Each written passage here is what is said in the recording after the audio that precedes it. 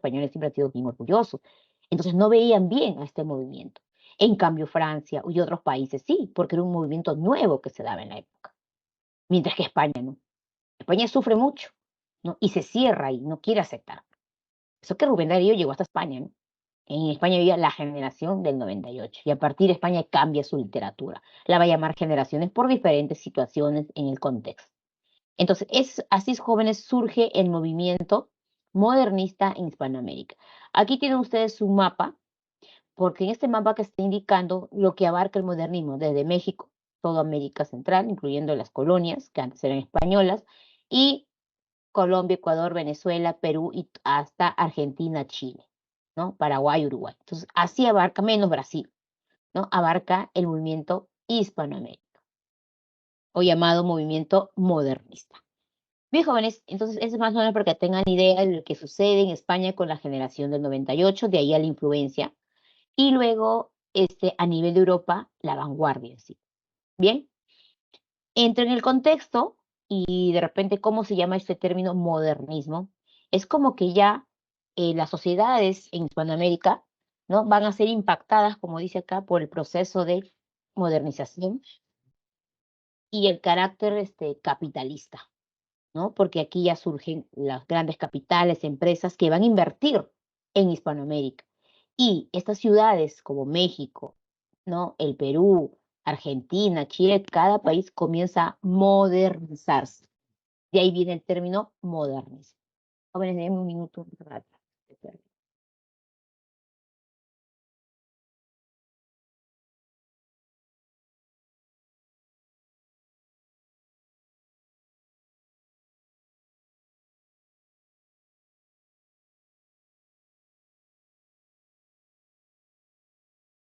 Ya, jóvenes, disculpen, ¿no? Tu perro se oye, por lo sacado.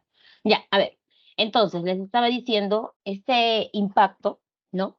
De los grandes capitales, las empresas, las inversiones, porque ahora cada país, como ya es independiente, comienza a modernizarse y la gente comienza a llegar a la ciudad, ¿no? Impactada por el proceso de modernización. ¿Y qué otros elementos había en estos países? ¿O qué acontecimientos importantes europeos van a llegar aquí?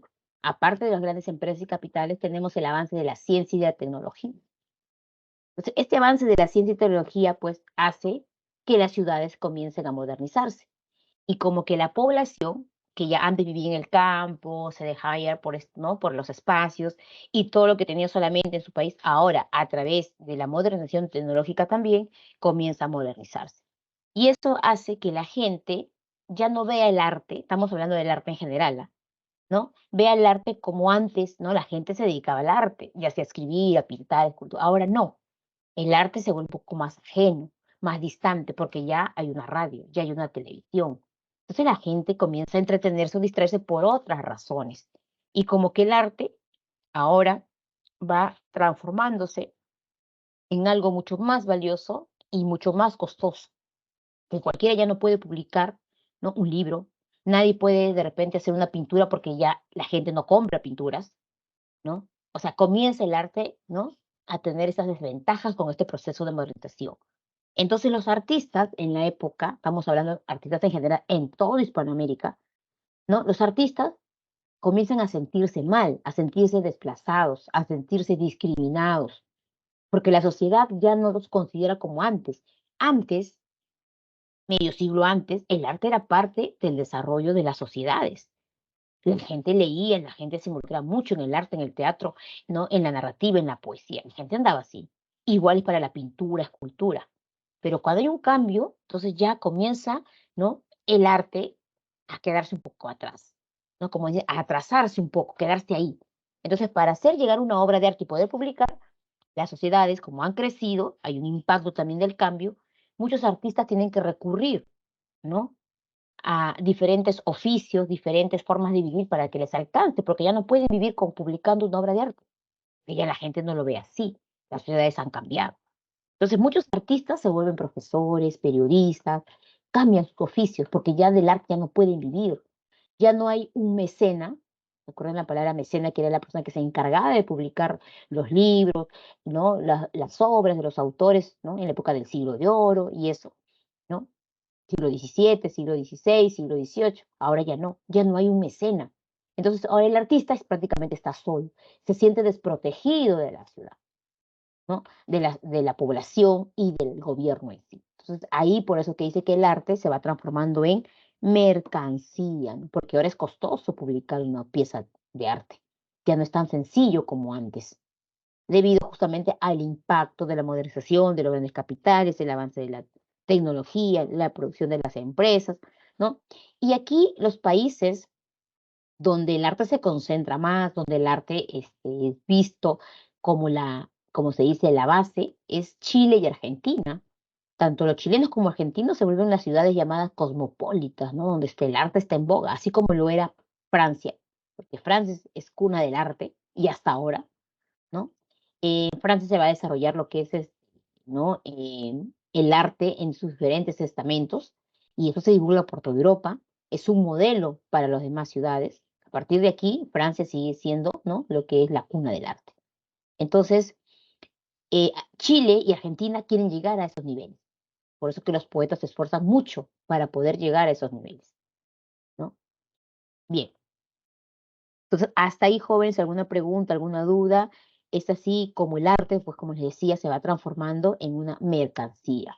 Entonces, el artista, ¿quién sufre acá? Es el artista. El artista ya no es considerado, ya no es atendido, la gente no lo ve así, la gente piensa que el arte tiene que ver con el dinero, así como viene acá la imagen, con la posición económica. Obviamente, el que tenía dinero podía publicar una obra, podía vender, podía publicar una pintura, una escultura, pero el que no, y hay mucha gente pues muy humilde, muy pobre. Entonces todo esto se va a dar en un contexto y esto luego, jóvenes, va a estar reflejado en las obras, porque este es el contexto y la situación de cómo vive el artista a inicio del siglo XX. Pero a pesar de todo esto, el modernismo llega hacia Europa, llega a difundirse por su líder Rubén Darío y cada país también asume, ¿no? Con un representante. Nosotros aquí en el Perú tenemos algunos representantes, ¿no? Acá no se les han puesto, pero tenemos representantes en general. Entonces aquí está lo que estaba hablando yo. El artista ya no tiene la protección del mecenas. El artista está desprotegido, ¿no? El artista prácticamente está casi siendo abandonado por su propio, ¿no? Por su propia sociedad. Entonces, ahora, ser artista era costoso. Por ejemplo, José Martí es un poeta cubano y José Martí le encantaba escribir cuentos y poesías, ¿no? Donde van a resaltar la belleza, la modernización de la literatura, del arte, de la prosa, del verso, pero de eso no podía vivir. Por eso que él tuvo que dedicarse a dar clases. Él es profesor. Y junto con Rubén Darío y otros poetas que ustedes ven ahí, ¿no? Van a mostrar un cambio, van a enfrentarse a esa realidad. José Augusto Silva, ecuatoriano, Leopoldo Lugones, colombiano, Madonero y muchos poetas. Y en el Perú tenemos nosotros a un máximo representante. A ver, ¿quién sabe quién es el representante del modernismo en el Perú? Que lo vamos a mencionar más adelante, pero debemos conocer porque eso también va a llegar al Perú. El Perú tiene otra realidad, el Perú tiene otro contexto, el Perú vive sus problemas, democracia, dictadura, y es por eso que Rubén Darío, que fue el que difundió por toda Hispanoamérica, pues no se estableció en el Perú. Rubén Darío pasó por el Perú, porque el Perú vivía su propia crisis, ¿no? Pero aquí había un poeta que sí, que se va a sentir inclusive como Rubén Darío, se sentía líder, ¿no? Su ego era bien alto, ¿no? Un poco déspota. Por eso que al final la gente también lo va a tratar así, ¿no? Porque él era así.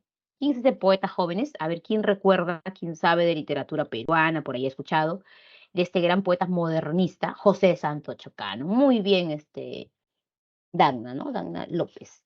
Son José de Santo Chocano, ¿no? Es el líder del movimiento modernista. Sí, Chocano mismo decía, ¿no? Yo soy el cantor de América, autóctono y salvaje. O sea, ni siquiera decía, ¿no? Soy de acá, del Perú. No, no, no, soy el cantor de América. Se sentía así como lo era Rubén Darío, ¿no? Entonces, él es nuestro representante aquí en el Perú. Bien. Otra característica que ya mencioné, su obra compite con el mercado artístico. Entonces hay una competencia dura con respecto a los artistas y sus vivencias. Se dedican a otras profesiones para subsistir, profesores, comunicadores, periodistas, narradores, ¿no? Locutores, porque no había otra forma de sobrevivir. Con el arte ya de una obra, una pieza, no se podía vivir. Entonces el artista sufre. Se siente marginado de la sociedad, ¿no? Y eso lo reflejan a través de sus obras. Rechace el gusto vulgar y se consagre en el arte. Esto se refiere específicamente de manera general, no es que el arte o la sociedad de artes tiene acá que hacer, sino es parte de los pueblos, ¿no? Como que el arte aquí, el arte se vuelve más bello, más colorido, más hermoso, distinto. Ya no se toca temas específicamente de los pueblos, sino de la sociedad en sí, de los cambios. O sea, a eso se refiere.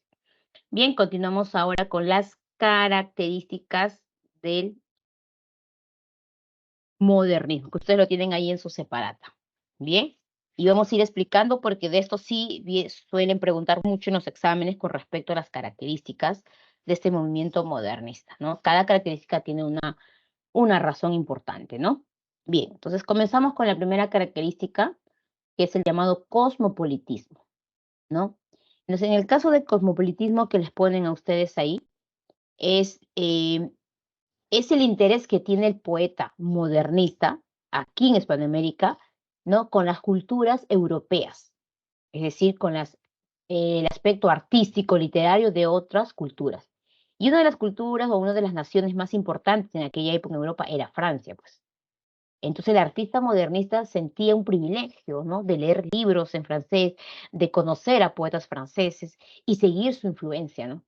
Eso era para el poeta de aquel entonces era el máximo logro. Entonces, se buscaba que aquí en Hispanoamérica existan ciudades al estilo del arte europeo. Entonces, ese es el interés por la llamada cultura europea. Y norteamericana, ¿por qué? Porque la literatura norteamericana también comienza a crecer. Pero más que Norteamérica es Europa. Y por ejemplo, ¿no? Para que lo tengan ahí y lo tomen en cuenta. Lo voy a apuntar por acá en el chat. Hay dos escuelas que son muy importantes para esta etapa. El llamado parnasianismo. El parnasianismo esa es la influencia europea y el otro es el simbolismo. Esas son las dos escuelas jóvenes, lo que nosotros podemos decir, la influencia cosmopolita, bien, que se da en esta literatura modernista. Entonces, por ejemplo, del parnasianismo, ¿qué se toma en cuenta? La belleza, pero específicamente la belleza formal. Cuando uno habla de belleza formal, está hablando de lo que es el tipo de estrofa, las figuras literarias, la métrica, en esto. Y también en el caso de los temas, ¿no? Los temas que se proponen, temas novedosos para la época, porque el parnasianismo es una escuela que se da mayormente en la pintura. Pero de aquí se toma justamente eso, los tipos de temas, de repente un poco exóticos, la parte formal, ¿no? La estructura, los versos. Entonces, del parnasianismo se toca, solamente se toca esa parte. Es un interés por esos aspectos. Bien.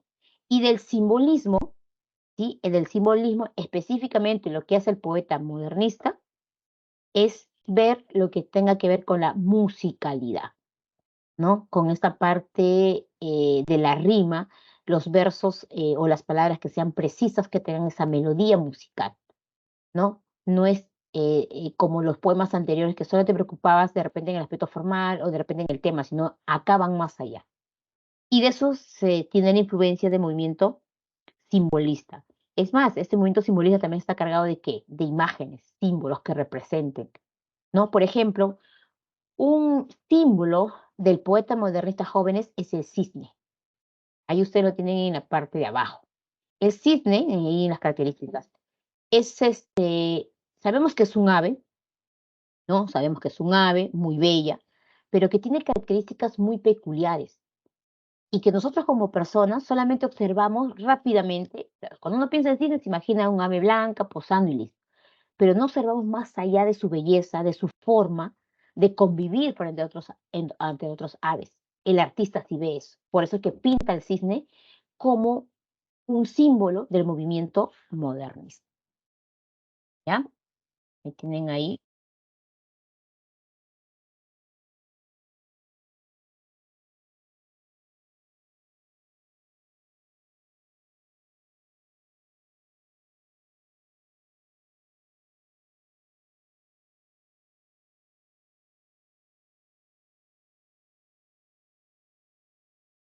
Ya, bien joven. A ver, entonces, les decía acá, entonces cuando hablábamos del cosmopolitismo estábamos viendo de la influencia del parnasianismo y del simbolismo. Entonces ahí del simbolismo estábamos hablando de las imágenes, estábamos hablando de los símbolos, ¿no?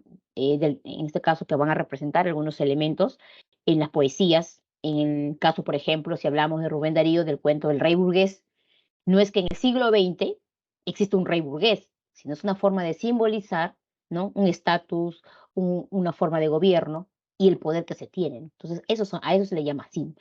Y otro símbolo, como les decía, es el cisne, ¿no? Que representa el movimiento modernista, ¿no? Se le toma en cuenta mucho. Bien, eso es con respecto a jóvenes a la influencia del llamado cosmopolitismo. Ahora, siguiente característica, el sincretismo. Sincretismo viene de síntesis y asimilación de los aportes modernos. Entonces, si hay un interés por la cultura europea, lo que hace el poeta modernista es asimilar, sintetizar lo mejor de esa escuela, de ese movimiento y llevarlo a un contexto moderno. Y eso es lo que hace con el simbolismo y el parnasianismo. Ellos cogen lo más importante y lo llevan a su movimiento nuevo, pero le dan otra belleza. Por eso que no es que el poeta modernista copie al parnasianismo, al simbolismo, no, ellos no copian, ellos asimilan lo más importante y luego agregan lo suyo. Y ahí está justamente la modernización de la literatura, ¿no? Y eso no lo hace cualquiera, solamente han habido movimientos que han seguido una secuencia, han seguido lo anterior, en cambio aquí no. Aquí es modernizar esa literatura, sintetizar lo mejor del parnasianismo y dar una nueva forma al arte literario. Es el llamado sincretismo. Bien, continuamos con hispanoamericanismo. Y ahí tienen ustedes un dibujito ¿no? de todo Hispanoamérica y marcado específicamente los lugares. Ahora, ¿qué quiere decir esto? Hispanoamericanismo es identidad propia supranacional. Supranacional tiene que ver con identidad, ¿no? Tiene que ver con sentirse hispano. Así como Rubén Darío buscaba unir a toda Hispanoamérica, él no decía yo soy de Nicaragua, tú eres de Cuba, tú eres peruano, no. Somos hispanoamericanos. Y así se presentaba en todo lugar. Iba a Europa y decía soy de Hispanoamérica. Él no decía soy de Nicaragua, soy de Paraguay, no. Soy de Hispanoamérica. Y eso es tener identidad. Algo que aquí en América faltaba, porque recuerden que se venía por años por el yugo español y Cuba y Filipinas estuvieron hasta el último atrapados, ¿no? Con España. Entonces, sentirse y tener identidad era parte de eso. Y los poetas se sentían así. Todos los poetas viajaban de manera conjunta y decían, somos de Hispanoamérica. Eso es lo que hizo Rubén Darío cuando fue a Europa. Él no dijo, yo soy nicaragüense y vengo acá. No, soy de Hispanoamérica y traigo un movimiento nuevo llamado modernismo. Esa es identidad, espacio supranacional. Bien, y ahora vienen dos características muy importantes, que es el esteticismo y el exotismo, ¿ya? Bien, ahí les voy a poner, a ver, un ratito que está por acá. Ah, sí, aquí está. Bien, un claro ejemplo, jóvenes, de desarrollar lo que es el esteticismo. ¿Esteticismo de qué viene? De estética. Y la estética, para ambos características, resalta que la belleza. Lo que busca el poeta es resaltar la belleza de sus escritos. Y para resaltar esa belleza, por eso acá dice, exalta la dimensión estética, es decir, la belleza en sí. ¿Qué hace? Primero, transforma la realidad. Transforma algo de la vida cotidiana en algo bello. Y al transformarlo en algo bello, va a utilizar elementos, obviamente, distintos, como son las imágenes, como son los adjetivos, como son los colores, al momento de plasmar su poesía, su producción. Por ejemplo, yo digo, el rey burgués, estoy hablando del rey, un rey de una época antigua, y burgués le planteo un lugar, ¿no? ¿De dónde es este rey? ¿No? Y si hablo, por ejemplo, de los colores, ¿no? Color plata, color fresa, ¿no? Y ya estoy resaltando y mostrando una belleza. Eso es con respecto a jóvenes al esteticismo, transformar la realidad en un hecho, una experiencia nueva, usando elementos, ¿no? Y muchas veces estos elementos rompen los esquemas de la vida cotidiana, porque voy a hablar de hadas, voy a hablar de princesas, voy a hablar de príncipes, voy a hablar de dragones, voy a hablar de flores. Aquí entra mucho la naturaleza, de las rosas, de los jazmines, de eso. Esos son los elementos estéticos que utiliza el poeta modernista para dar belleza a sus escritos. Y esto hace luego que me traslade de repente a mundos lejanos. Ejemplo, un poema claro, jóvenes, de la parte estética es el poema Sonatina. El poema Sonatina está en el libro de Rubén Darío llamado Prosas Profanas. En Prosas Profanas, que es el segundo libro típico modernista de Rubén Darío, tiene este poema que se llama Sonatina. Y en Sonatina nosotros tenemos estos elementos que yo he marcado con rojo, que son elementos estéticos, pues, porque en el siglo XX no hay princesas, no, ya no hay princesas, ya no hay castillos, ya no hay hadas, pero aquí lo que hace el poeta es transformar una realidad cotidiana en algo bello. Y al transformarlo en algo bello, ha usado elementos como princesas, como silla de oro, como pavos reales, como vestido rojo, como los cisnes, como ya les dije, o decir boca de fresa, porque nadie tiene boca de fresa. O sea, va más allá. Tampoco esto es fantasía, sino es transformar una realidad en algo bello. Porque dentro de todo esto tiene un mensaje. O sea, cada poema, cada verso me da a decir algo, ¿no? Inclusive el término jóvenes sonatina es una palabra creada por Rubén Darío. El término sonatina no existe, solo existe en su poesía. Pero sonatina, ¿de dónde lo sacó él? Rubén Darío leía mucha literatura francesa y lo sacó justamente de los libros, ¿no? De música, de arte. Sonatina viene de sonata y sonata es una pieza musical. ¿Qué ha hecho ahí? Ha transformado en algo bello, en algo melodioso, porque lo que hace el poeta moderno es buscar esa belleza, esa musicalidad que debe tener cada verso, ¿no? Sonatina dice, la princesa está triste, ¿qué tendrá la princesa?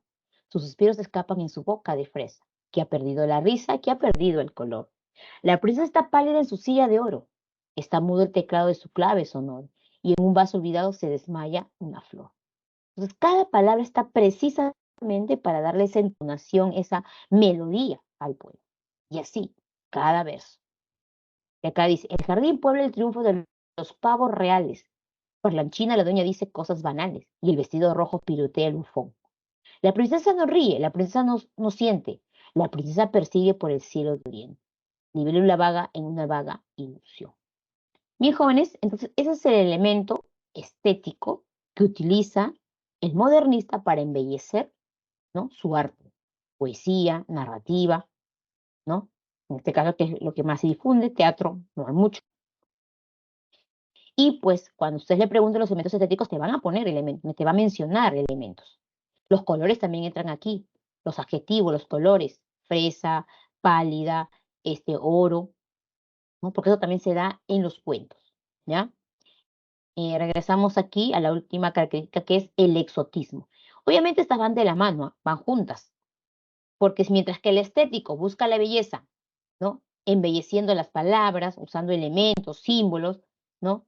Ahora, ¿qué es el exotismo? También transforma, pero transforma ¿para qué? Para llevarme a lugares lejanos, lugares misteriosos, lugares anteriores, que de repente ni han existido en un tiempo o un espacio, pero el poeta los crea, porque le da esa elegancia, ¿no? Al momento que se está hablando en la producción, ¿no? Acá dice, exotismo, fuga de la realidad en espacio y tiempo. O sea, es decir, hay hay una forma de cómo el poeta se va a ir a lugares inesperados y transforma la poesía, ¿no? Lugares que, como te decía, de repente no existen, pero sí existe un palacio, sí existe un castillo. Entonces, ahí cuando tú hablas de castillo, ya te trasladó a la Edad Media, pues.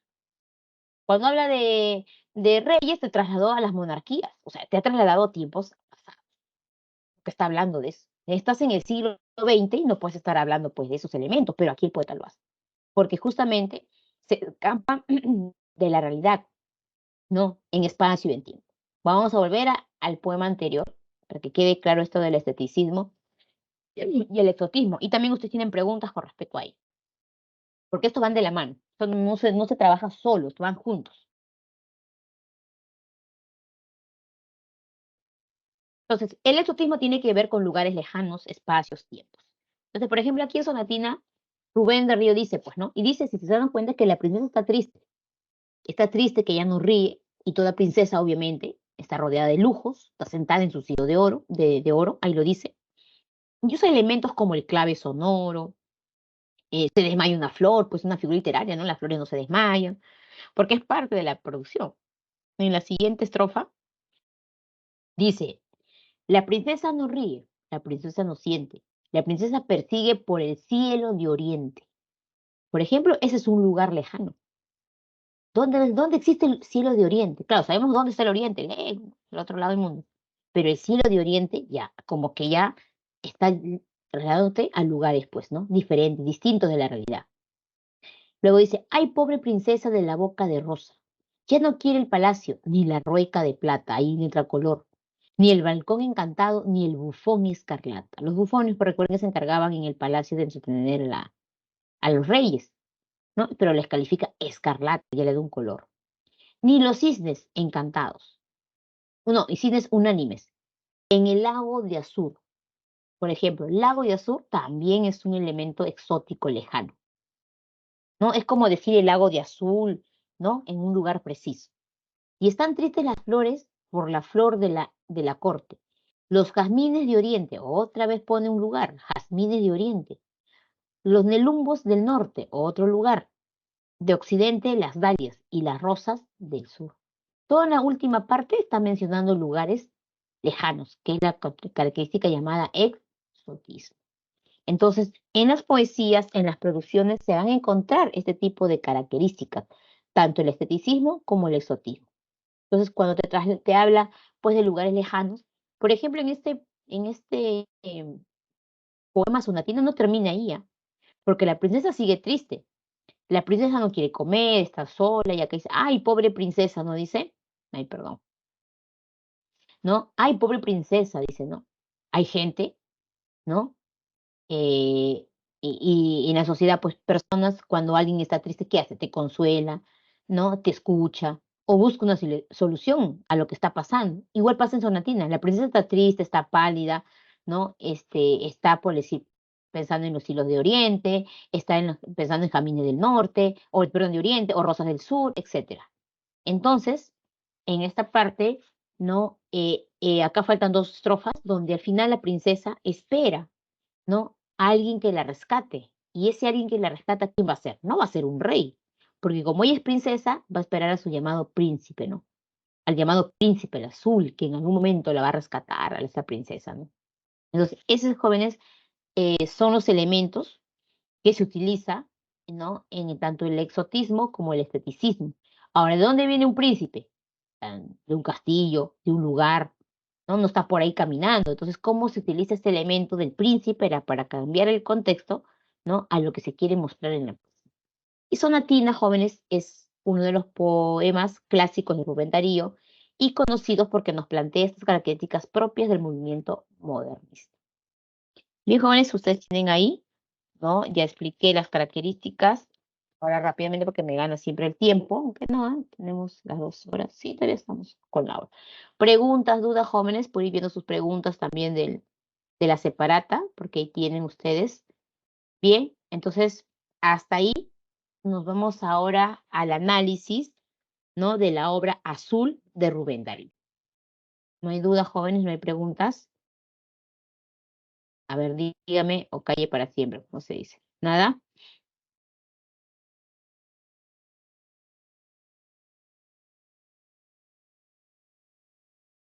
Ya, a ver,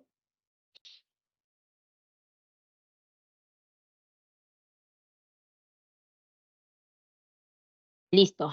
Entonces, si todo está claro, lo que están por ahí ustedes. A ver, si todo está claro, entonces vamos a continuar. Bien, ahora vamos a ver a Rubén Darío como líder del movimiento modernista con su obra Azul. Bien, ahora Rubén Darío, por ejemplo, para que ustedes tengan en cuenta, escribe 3 obras importantes, no las únicas, pero va a escribir y ustedes lo tienen ahí en su separata, ¿no? Rubén Darío escribe ensayos propios de la época, escribe poesías, ¿no? En este caso, el libro Azul, que es su primer libro de origen modernista. Obviamente no es el único, es el primero que se da en estos años y coincide obviamente con ¿no? Las inquietudes del llamado movimiento modernista, ¿no? Entonces, por eso que de ahí tenemos nosotros este libro azul. Luego también Rubén Darío escribe prosas profanas, ¿no? Escribe un tercer libro que tiene Canto de Vida y Esperanza, por ejemplo, ¿no? Y así. Bien, jóvenes, avanzamos ahora con Rubén Darío. Ustedes tienen ahí en su separata quién es este personaje, Rubén Darío.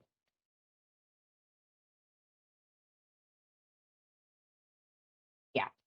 Entonces tienen su fecha de nacimiento, miren, prácticamente vive toda la etapa del movimiento, ¿no? Modernista. Y bueno, ya de una edad adulta, ¿no? Va a acabar su aspecto literario porque va a seguir de repente ya, ¿no? Dibujando, narrando, ¿no? De acuerdo al tiempo y a las posibilidades. Bien, entonces ahora vemos aquí a Rubén Darío.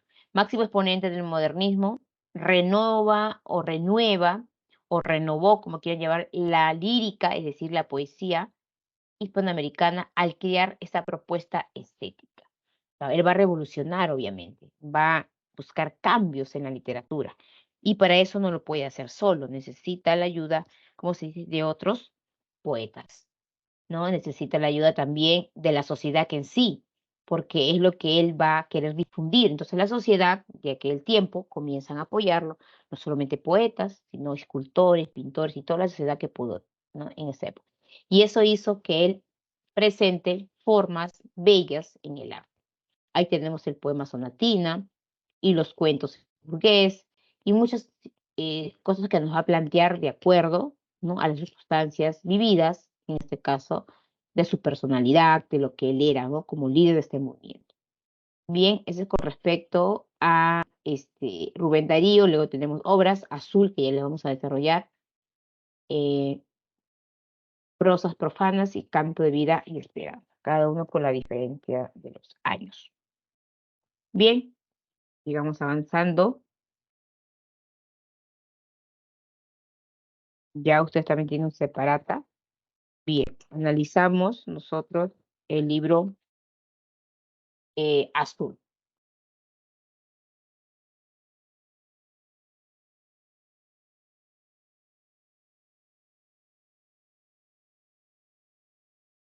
A ver, lean la información de su separata, jóvenes.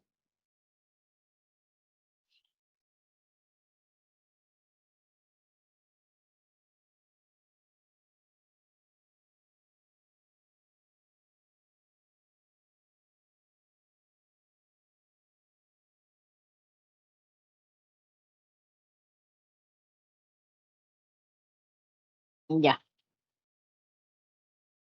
A ver, Azul, 1888. Este es su primer libro, como les decía, y el más importante, porque aquí vamos a ver cuál es la influencia que tiene Rubén Darío, ¿no? En la sociedad de aquel entonces. ¿Cuál es el impacto? Por ejemplo, el nombre azul es el impacto del libro, ¿no? Imagínate que un libro se llama como un color, como decir rojo, negro, pero él escogió el color azul y así va a titular a su libro, ¿no? Al principio la familia, ¿no? Se burlaba un poco de él porque decían, ¿cómo es posible que él vaya a poner un color como título de un libro? Y él decía que era su forma de mostrar su arte y sobre todo que ese poder que se decía no era el poder tan completo, porque no siempre se tenía esta influencia o esta forma de publicar los libros, sino que también, ¿no? Se manejaba, pues, ¿no? El estilo del autor, ¿no? Y en el caso de Rubén Darío, pues fue un autor bastante completo. Entonces, el libro azul, y el término mismo azul, es un color, y él justamente para mostrar y transformar esa realidad, quiso llamar a su libro Azul.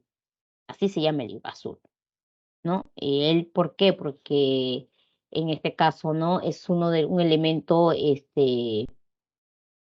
podemos decir, con influencia europea, ¿no? Usar, en este caso, un color para nombrar a un libro, ¿no? Que era toda una novela. Bien, Azul es de 1888, prácticamente a fines, ¿no? Del siglo XIX. ¿No? Hay que tener en cuenta aquí los datos informativos que se les pone acerca del libro este, Azul. Ya. Bien, en el caso de Azul, como dice su separata, es el libro que inicia el movimiento modernista. Él lo va a iniciar, ya nadie tiene que por qué no decir más, sino que ella va a iniciar y lo va a dar a conocer, ¿no? En este caso, este, es marcado por este autor, Rubén Darío. Bien, ahora dice presencia e influencia de la literatura francesa, parnasianismo y simbolismo. Y eso es cierto porque lo hemos mencionado. En este libro azul no solamente hay poesías, también hay cuentos. Este libro tiene aproximadamente 18 a 20 cuentos, ¿no? Incluyendo algunas poesías. Entonces, de ahí la importancia al título llamado Azul. Y el último se compone de cuentos y poemas. Como ya les decía, aproximadamente, no, si hablamos de cuentos, son 18 cuentos y 7 poemas.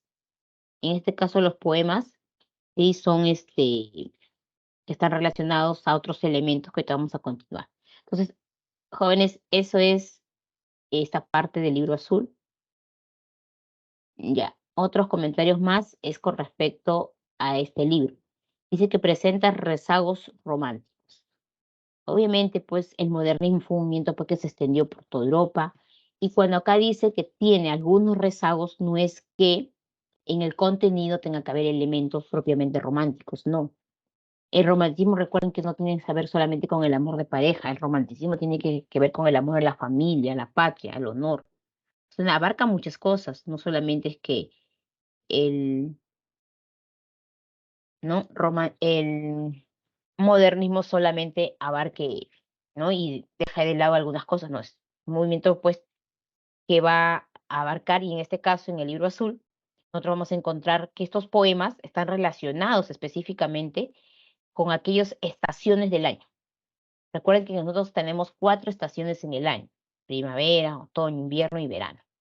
Entonces, en este libro azul, nosotros vamos a encontrar y en la parte de los poemas, que son solamente aproximadamente 7 poemas, vamos a encontrar estos elementos, podemos decirle, relacionados a las estaciones del año. Es por eso que en esta parte, y también lo tienen ustedes en su separata, se llama, en los poemas, se llama el año lírico, que van a haber poemas que tengan que ver con la primavera, poemas que tengan que ver con el otoño, ¿no? Entonces, y de ahí a su nombre, el año lírico, le decían así a los poemas. Este libro presenta, dice, que está integrado por algunos rezagos románticos, algunos rezagos, porque este es el modernismo, no es el romanticismo. Es porque aquí se menciona en algún momento a alguna mujer o una amada, algún sentimiento, pero es algo corto. No es que el poema tenga que ver de amor, porque puedes hablar de la primavera, pero también estás hablando de que es la mejor etapa de la juventud, donde las personas se enamoran, se conocen, que es la juventud. Y esa es una partecita que se menciona en algún verso. Por decir, presenta rezagos románticos. El tema principal de los poemas en general, en este caso, es el amor y naturaleza, la literatura y sus escritores, ¿no? Porque aquí vamos a abarcar específicamente elementos rodeados de naturaleza, como les decía, primavera, otoño, eso lo vamos a ver aquí en algunos ejemplos que se les he puesto por acá. Por ejemplo, ¿no? Poemas de azul. Pensamiento de otoño. Ustedes también creo que si no me equivoco lo tienen por ahí en la separata, la partecita, porque yo he puesto otro, creo. Claro, pensamiento de otoño, ¿sí? Y ahí lo tienen ustedes, ¿no? Entonces, en pensamiento de otoño, ¿sí? Ahí viene su mismo nombre, ¿no? Pensamiento de otoño. Está hablando de una parte de esto que tiene que ver con canción de despedida. Fligen las fuertes turbinas. Si te place, amor mío, nos vamos a la ruta que allá en la primavera, ambos las manos juntas. Seguimos embriagados de amor y ternura. Por los gratos senderos, todas sus ramas columbia. Olientes avenidas que las flores perfuman. Canción de despedida. Finge las fuentes turbias. Pensamiento de otoño. Entonces tiene que ver con este amor, con esta pareja, ¿no? Con el sentimiento que tienen. Hablan de las flores, ¿no? Y menciona, pues, entonces ese es un poema justamente que se da en el caso de Azul, ¿no? Del libro Azul para una primera parte. Bien, ahora más o menos para que tengan la idea. Y en una segunda parte vienen los cuentos. En este caso, los cuentos son aproximadamente 18 cuentos. Todos tienen que ver específicamente con la situación de rechazo del artista en el mundo moderno. Por ejemplo, en El Rey Burgués se rechaza, al artista. En el sátiro sordo también se rechaza, la mayormente todos los cuentos están relacionados a eso, al rechazo. ¿no? De, del artista en el mundo moderno. Bien, en cuanto al estilo, incorpora elementos poéticos modernistas, como es la belleza, los adjetivos, ¿no? Términos que van a ser comunes. Entonces, esos son los cuentos y estas dos formas que tienen aquí ustedes, en el caso de los poemas y de los cuentos, para ambos la situación del artista es muy controversial. El artista está sufriendo, ¿no? Por lo tanto, lo refleja a través tanto de la poesía como, en este caso, los cuentos. Bien, jóvenes, hasta ahí hemos terminado esta primera parte y nos vamos ahora al cuento El Rey Burgués, que es un cuento bastante corto porque les va a permitir darse cuenta de esta parte de la imaginación que hay en el caso del artista. Bien, ustedes tienen un fragmento ahí de Rey Burgués, un cuento cortísimo. Bien, para terminar esta primera parte, ya en estos minutos que nos quedan. Bien, jóvenes, hasta ahí alguna pregunta, alguna duda, por favor, todo está claro. Explicar si todo está claro. A ver,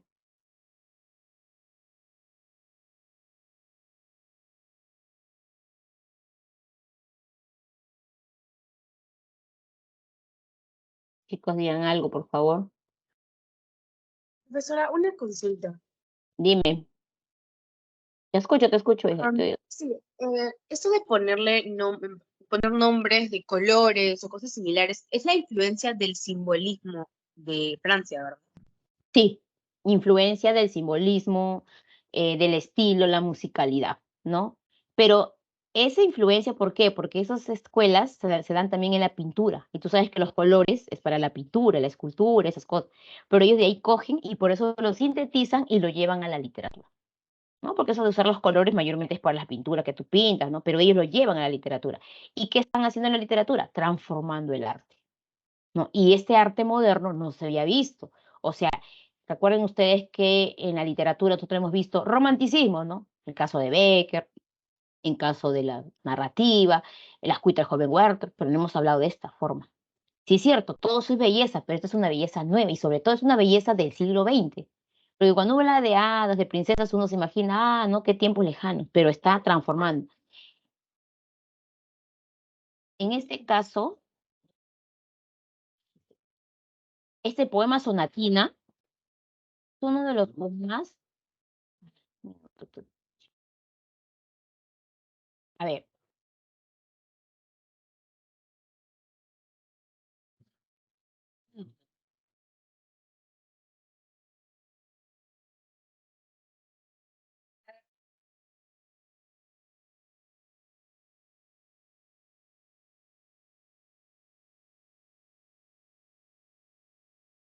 a ver. Para aclarar esta idea que me has preguntado. En este poema Sonatina, tú dirás, bueno, ah, la princesa está sentada, está esperando a su príncipe, ¿no? Está rodeada de, pues, de pavos reales, de lugares y todo. Está bien, elementos estéticos exóticos. Pero si uno analiza el contenido más allá del mensaje que nos quiere dar el poeta a través de la belleza que ha hecho, ha transformado una realidad. Si nos vamos al siglo XX, nosotros nos vamos al siglo XX, ¿cómo era la situación de la mujer en la época? No es como ahora que tú eres líder, que tú representas, que puedes ejercer cargos. No, había machismo. Entonces la mujer era relegada, no podía ni votar. Y eso pasaba en todos los países de Hispanoamérica. Prácticamente la mujer vivía en su propio mundo, encerrada en su castillo porque tenía que estar en la casa y cumplir las situaciones del mundo moderno. Pero como viene la modernización, la mujer comienza a ejercer ciertos cargos, comienza a desenvolverse de lo que no se había hecho. Entonces, este poema refleja mucho la situación de aquellos tiempos. Claro que no lo dice, pues, ¿no? No es como otros poemas que tú lees y te das cuenta, acá no, acá porque he usado elementos estéticos, elementos exóticos, ¿no? En vez de decir la mujer, podría haber dicho, ¿no? La princesa, perdón, podría haber dicho la mujer, ¿no? Y que está esperando que alguien la rescate, que alguien la saque de ese encierro, porque ella es bella, porque es una princesa, ¿no? Y al final viene el príncipe, en este poema que tiene otras formas, viene el príncipe y la rescata, ¿no? Y viene, ¿dónde viene el príncipe? Dice, viene de China, de Golconda, y te menciona lugares así, ¿no? Viene de las Rosas del Sur, o sea, así, y te menciona. Entonces, eso más o menos para que tengan la idea de que estos elementos que se han utilizado aquí son influencia tanto del simbolismo como el parnasianismo, ¿no? Y esto también se da en los cuentos. En el caso de Rubén Darío, aquí en El Rey Burgués, que es lo que voy a mencionar ahorita, también es esto, ¿no? O sea, aquí vamos a ver nosotros la situación del artista, cómo es el artista, ¿no? ¿No? ¿Qué está pasando, no? Y menciona, inclusive, mira, acá menciona a Apolo, y a Apolo nosotros sabemos que es un dios, pues, de la mitología, ¿no? Entonces, ¿qué sucede en este cuento, El Rey Burgués? Voy a leerlo ahora. Todavía faltan, estamos unos minutos. Igual lo voy a continuar. Entonces, en el caso del Rey Burgués, ustedes tienen este fragmento también en la separata, ¿no? Para el Rey Burgués, es un cuento cortísimo, ¿ah? Para el Rey Burgués, todo lo que se relaciona con arte está relacionado para él, ¿no? Con todo lo material. O sea, cuando él escucha la palabra arte, ve objetos materiales, pinturas, esculturas, cajas musicales, todo. Cuanto más adornos, pergaminos tenga, para él eso es arte. Y es muy famoso ahí en el pueblo porque su castillo todo es arte. Es más, tiene dentro del castillo jardines hermosos. Ahí hay cisnes, ahí hay libédulas, hay flores, hay de todo. Y él vive solo, ahí tiene sus doncellas, ¿no? Vive no tiene familia, solamente sus doncellas, y él reina el pueblo. La gente sabe que al rey Julián le gusta el arte. Cualquier cosa que se relacione con el arte a él le emociona. Pero le emociona, ¿por qué? Porque lo ve en lo material. Y todo su castillo está adornado de oro, de mármol, los pisos, todo, todo. Ese es el rey burgués. Y ahora, ¿qué tiene que ver con el artista? Y aquí viene la historia, ¿no? Bien, ustedes tienen una partecita por ahí. Antes, ya me queda solamente un minuto para que vayan a su descanso y luego regresen y ahí cuento la historia. Acá, por ejemplo, dice, Señor, el arte no está en los fríos envoltorios de mármol. Eso lo dice el artista. Ni en los cuadros lamidos, ni en el excelente señor Onek. El señor Onek, en el caso de Lourdes, el señor Onek es como decir, un representante de la gramática, que hay un libro donde pues te instruyen de cómo escribir correctamente la lengua. Y el rey burgués era experto en eso, le gustaba todo lo que tenga que ver con la lengua. Y el señor Onek, pues justamente se le exalta ahí porque él es el que te instruye en eso, ¿no? Donde el rey burgués decía, no, pues no, el señor Onek, ¿no? Y eso le gustaba al rey burgués, porque ese es arte, ¿no? Corregir toda aquella parte de la gramática. Por eso acá, ¿no? Ni en el excelente señor Onek, señor, el arte no viste pantalones, ni habla de emburgués, ni pone los puntos en todas las íes. Eso es con respecto a la ortografía que les decía, ¿no? Porque el señor Onek hacía que la sociedad aprenda a manejar y conocer bien la lengua. O sea, porque todo era perfecto, pues no es que era todo bello, y eso es arte. Él es Augusto. Tiene mantos de oro o de llamas o anda desnudo y amasa la greda con fiebre y pinta con luz. Y es opulento y da golpes como las águilas o a zarpazos como los leones. Señor, entre un Apolo y un ganso, preferí el Apolo, aunque el uno sea de tierra cocida y el otro de marfil. Y continúa porque ustedes lo tienen ahí en su separata, ¿ya? Y ahí dice, el rey interrumpió, porque así le está diciendo, le está hablando el artista. Acá lo que dice esto es el artista. Y él le dice, el rey interrumpió, ¿ya habéis oído qué hacer? Y un filósofo de uso, ¿no? Y ahí continúa el texto, ¿no? Entonces, regresando jóvenes de descanso, ya les continúo contando por qué el artista dice todo esto, ¿no? Porque hay una razón. El cuento es cortísimo, ¿no? Y es fácil de poder entender y en función de esto todos los cuentos se van a dar. El sátiro sordo, la canción de oro, el velo de la reina Mac, todos los cuentos están en función al mismo contenido, que es la marginación del artista. Bien, jóvenes, los dejo ahí para que vayan a su descanso y nos reencontramos en unos minutos. Bien.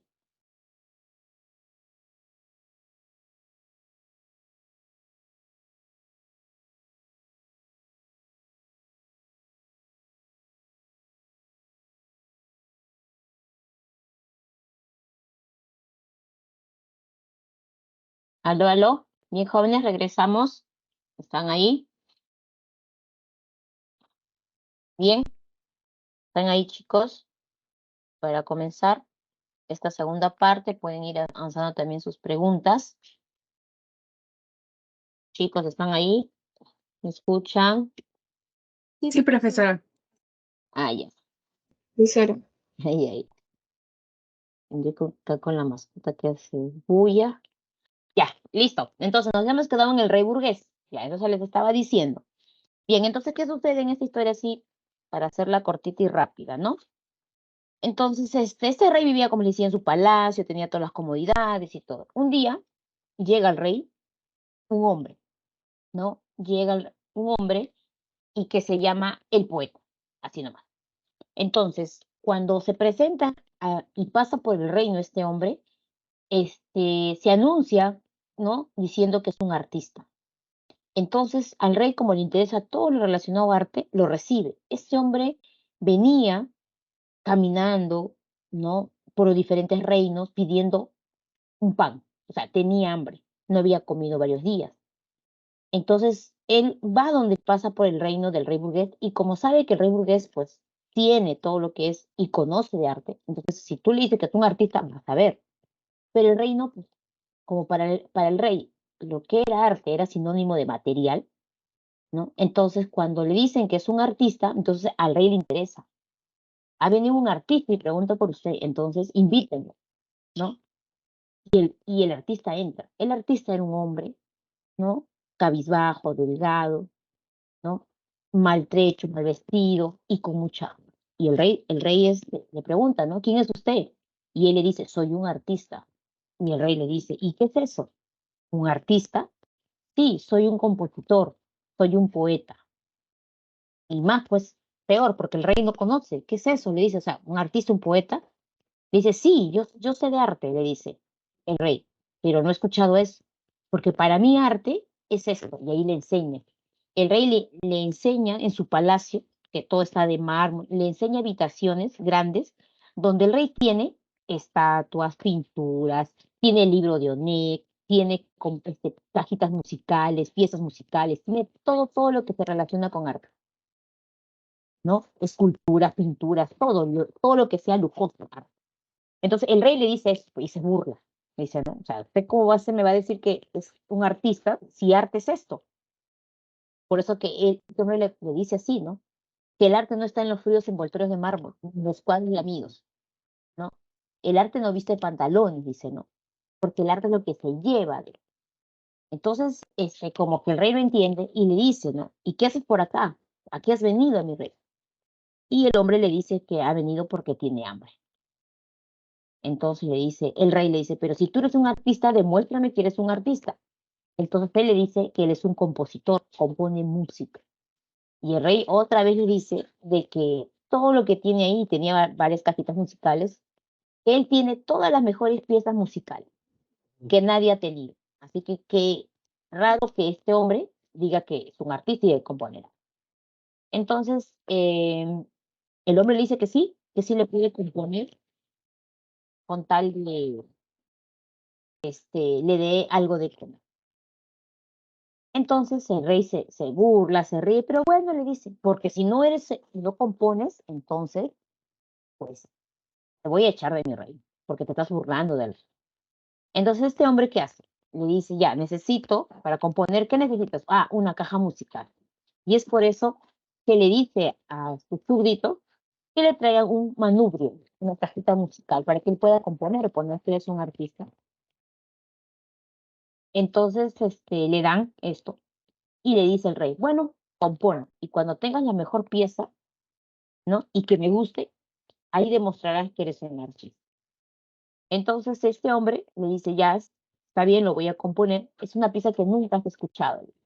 Pero el rey también lo mira, le dice, bueno, aquí no te vas a quedar, ándate aquí, entonces llévelo acá al patio, a donde él tenía su jardín. Y en ese jardín había cisnes, flores, todo era hermoso, maravilloso, para que te inspires en ese lugar. Entonces, el hombre va ahí, ¿no? Todo cabizbajo, callado, ¿no? Y va con su manubrio, pues, ¿no? Para tocar la música. Y comienza a tocar, a tocar. Y el rey se va a sus aposentos. Y ahí le está tocando la pieza, buscando, ¿no? Pero él tenía frío, tenía hambre. Pero él seguía demostrando su habilidad. Y así se la pasa un día, 2 días, ¿no? Hace frío la noche y sigue tocando, ¿no? Hace mucho frío, se pasa varios días. El rey se había olvidado del hombre, hasta que en un momento el rey escucha, ¿no? escucha una pieza musical que nunca había escuchado y le llama la atención. Dice, ¿qué es eso? ¿Dónde? Y los súbditos le dicen, no, señor, él es el hombre, el artista. Y el rey se acuerda. Pero para esto había nevado el día anterior, hacía mucho frío. Y este hombre no había comido, este hombre pedía de comer, ¿no? Cuando el rey llega a buscar al hombre para que le muestre esa nota musical, qué es lo que le estaba tocando, el hombre se había muerto y de hambre, ahí tieso, pero de esa cajita musical comenzaba a salir esos sonidos de tiriti, tiriti, ¿no? El sonido, ¿no? Y ahí termina la historia, porque prácticamente el hombre se muere. Entonces ahí vamos a ver, por eso se dice el tema de la incomprensión del artista, la situación, ¿no?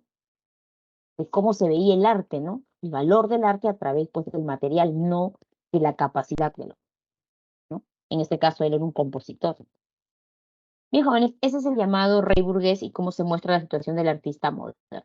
Todos los cuentos que tiene Rubén Darío en esta parte, El velo de la reina Mag, El sátiro sordo, La canción de oro, El cuento azul, porque también hay El pájaro azul, todos tienen que ver con la situación del artista, ¿no? Todo lo que va a pasar, lo que se sufre en este momento, la situación que está viviendo.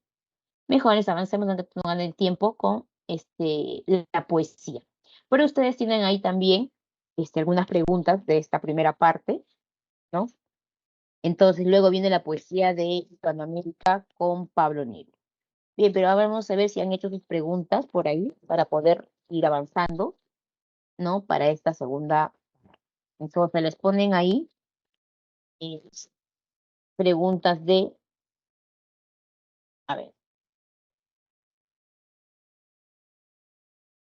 a ver si ya lo han hecho, vamos a ir compartiendo. Ya, pregunta uno. Dice, en los versos del poema Divagación, incluyen prosas profanas. Prosas profanas es el segundo libro de Rubén Darío. Yo les mencioné hace un rato también, Prosas profanas es el libro más típico modernista, superando a Azula, porque en Azul tienes cuentos y poesías, pero ya en Prosas profanas tienes puras poesías y todas tienen este corte exótico, estético, cargado del moderno. Ahí también se encuentra Sonatín. Divagación también es parte. Dice, ¿qué característica del modernismo hispanoamericano se aprecia? Entonces tú lees el poema, dice, ámame japonesa, japonesa, antigua, que no sepa de naciones, que aún ignorarse en la sagrada Kioto, en su labrado camerín de plata, armado al par, pomado al par del crisantemo y loto, la civilización de Yamagata. Entonces, ¿qué característica del modernismo se presenta? A ver, chicos, esto es fácil, ¿no? Porque aquí tengo ciertos elementos, ciertas palabras que me van a llegar, ¿no? Indicar qué característica es. A ver, ¿quién tiene la respuesta, chicos, para la número uno? Idealismo, ¿no? Porque idealismo no hemos explicado. Hispanoamericanismo, no, pues para decir nacional, eso tendría que hablar de la identidad, y aquí no lo hay. Cosmopolitanismo tampoco, ¿no? Porque no está directamente influenciado eso. Eso no se puede definitivamente poner en este poema. Bien, lo único que te queda es el exotismo. El exotismo está marcado por dos lugares lejanos, que es Kioto y Yamaga. Lugares lejanos porque estamos hablando también a inicios del siglo XX. Y estos lugares quedan lejos, en Japón, al otro lado del mundo. Obviamente hoy en día no tú puedes no viajar y llegar, pero en esos tiempos te demorabas mucho tiempo en llegar a estos lugares lejanos. Y aquí el autor lo menciona. ¿Sí? En algunos de sus cuentos también menciona Kioto. En El Rey Burgués también menciona Kioto. Ahora que estoy recordando, el libro original menciona Kioto también, es un lugar lejos.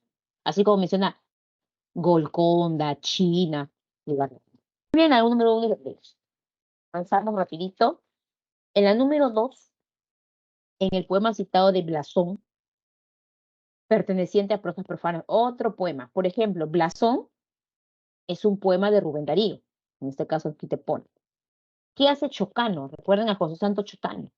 Chocano, como quería ser el mejor, Chocano quería demostrar que tenía también esa capacidad de ser el mejor y de ser el líder del modernismo, él escribe un poema también llamado Benzón. ¿Y de dónde copia el título? De acá, pues, de Rubén Darío. Pero Rubén Darío lo escribe en este libro y él es el líder del modernismo. Entonces, lo que hace Chocano en Blasón, en el Perú, dice, yo soy el cantor de América, ¿no? Él se identifica su identidad. Mientras que aquí Rubén Darío trabaja otra característica, ¿no?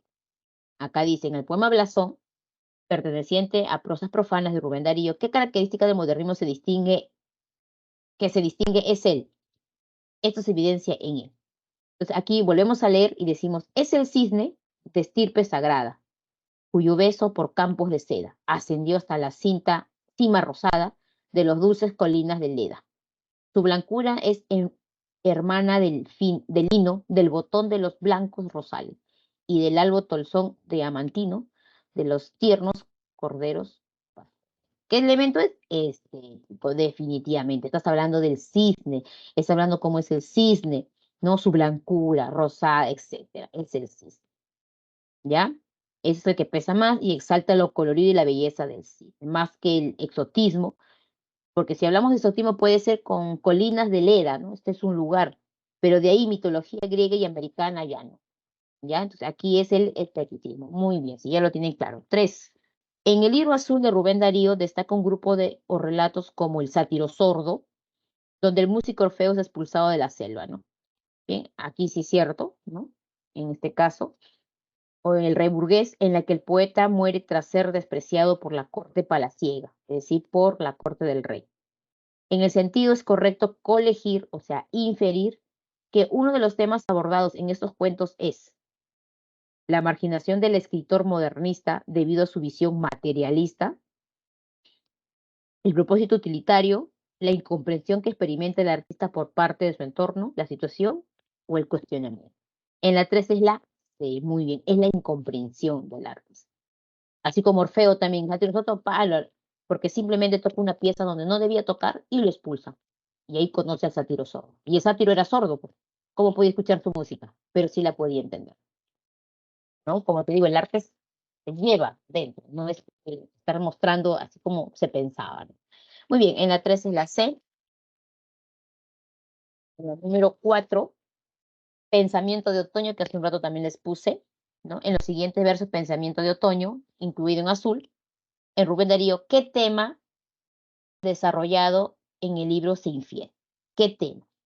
¿No? En el caso del libro tenemos algunos temas que mencionamos, ¿no? En el caso que tienen que ver con las estaciones, tienen que ver con la naturaleza, el amor, la distancia o la lejanía, etc.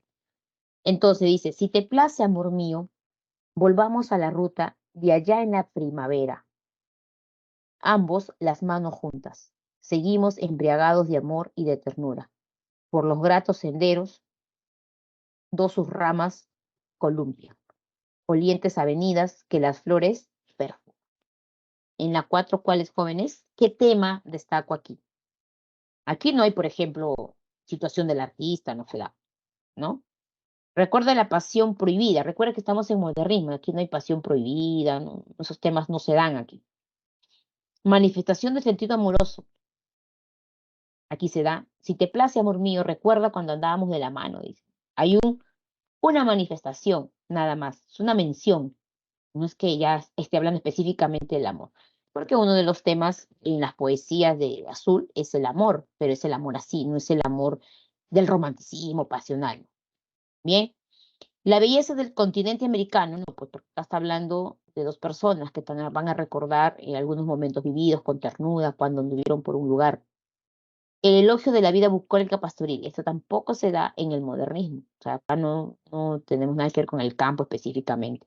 Naturaleza puede ser. Y referencia al erotismo femenino. Erotismo. Modernismo no tiene nada que ver con el erotismo. Mostrar la belleza sí, pero no con el erotismo. ¿Cuál vendría a ser la respuesta, jóvenes? En la número 4, la 5, ayer,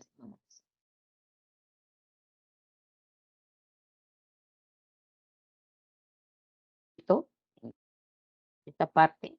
Cuando hablamos de la estructura de los temas, ¿no? En las poesías dice el amor, la naturaleza, la literatura y los escritores.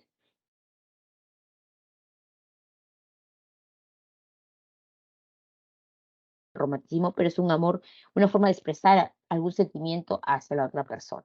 Entonces, por eso en la 4 es la B, ya en la 4 es la B. Bien, chicos, hasta ahí. Ahora continuamos con la poesía, para no demorarnos. En este caso, la poesía hispanoamericana, ¿no? Liderado por Pablo Neruda.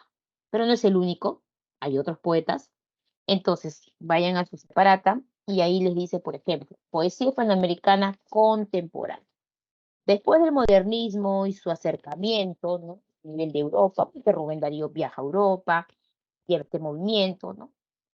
Entonces, la poesía comienza a crecer. Y no solamente por Rubén Darío, una vez que Rubén Darío entra a un proceso de descanso, porque fue el que va a iniciar una modernización.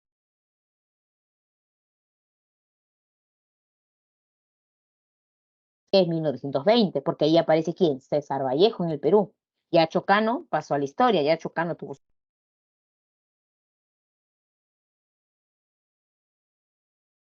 sí, diferentes poetas. Por ejemplo, otro poeta destacado es Vicente Huidobro, que también es otro poeta chileno. Nicador Parra, ¿no? Que es guano,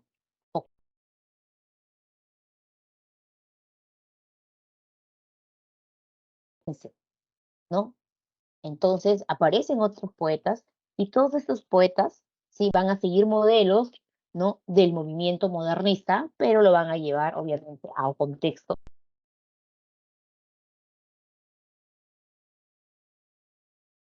Guardia coge mucho poder en Europa a través de sus diferentes escuelas. Muchos de estos poetas también no solo se quedan en su país, ya viajan a Europa y hay una literatura en poesía mucho más compleja, que esta poesía alcanza niveles destacados al igual que los europeos. O sea, ya no hay nada que envidiar a Europa. Hispanoamérica y Europa están casi del mismo nivel.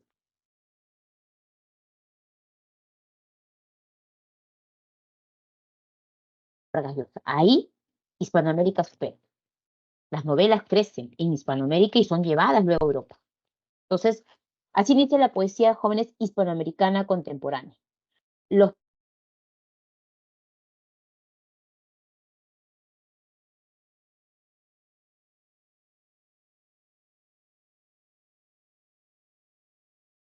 parámetros, pero no es la vanguardia en sí, como de repente en algún momento fueron otros poetas, como en el caso de Vallejo, en el Perú.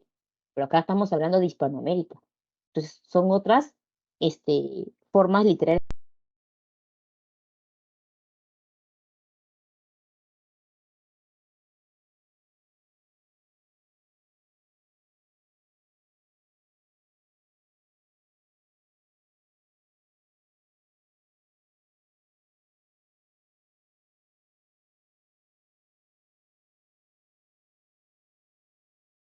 que son tan destacados que ganan inclusive premios Nobel, como lo hace Octavio Paz, gana premio Nobel para México.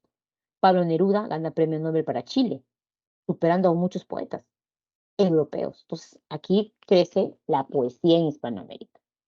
Bien, ahora nos centramos nosotros a Pablo Neruda, porque es uno de los máximos exponentes y que revoluciona justamente la poesía en Hispanoamérica. Ya, su verdadero nombre es Ricardo Eliezer Nextali Reyes Basualdo, llamado Pablo Neruda, ¿no? Él se pone ese apelativo porque considera pues, que su nombre es bastante extenso, no era tan sencillo recordar, ¿no? Y de ahí viene el nombre Pablo, ¿no? Que él mismo se va a poner porque encuentra mucho más sonoridad a su nombre. Ahora, mucho más creatividad, por ejemplo, también. Pablo Neruda fue un hombre muy importante en su época. eh, Prácticamente se dedicó mucho a la labor diplomática, política, literaria. Él entró también mucho a política.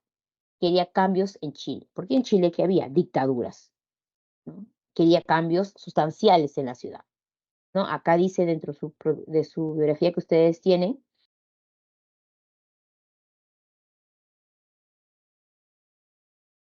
¿no? Estando también en política, conlleva que se ganen muchos enemigos, ¿no? Gente que no lo quería porque él era un hombre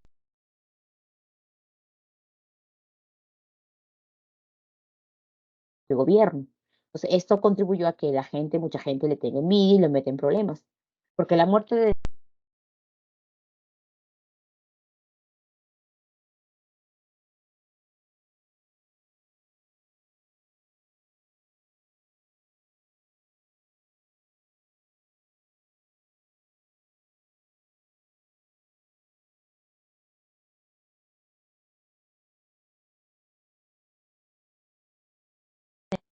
de sus cuestiones generales de su vida. Luego obtuvo Premio Nobel de Literatura en 1971 con sus libros, porque aquí es el conjunto de libros, no solamente es un libro. Ya tiene algunos libros de poemarios como Crepusculario y el más conocido, 20 poemas de amor y una canción.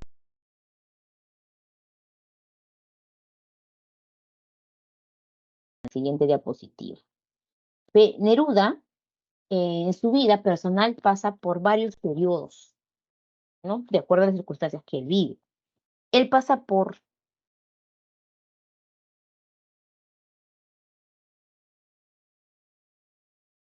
su trayectoria literaria, ¿no? Y conforme él iba creciendo y madurando,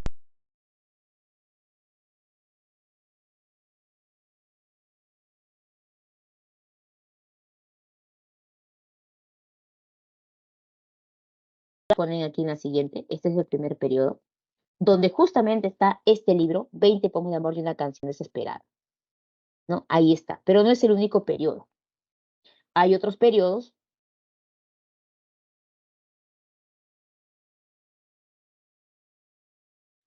¿no? Residencia en la tierra, ¿no? ¿Por qué? Porque en el primer periodo Neruda nos habla un poco del amor, pero es el amor nuevo, no es el amor del romanticismo.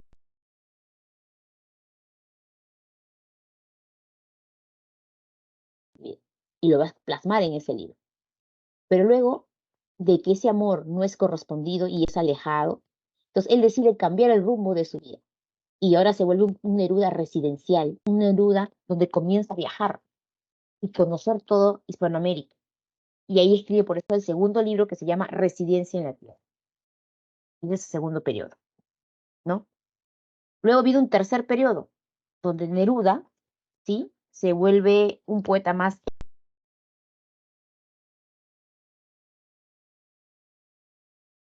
Está tomando en cuenta la influencia, ¿no? Que hay de la literatura en otros países. Y ahí viene el libro Canto General, tercer momento en su vida. Y cuarto momento,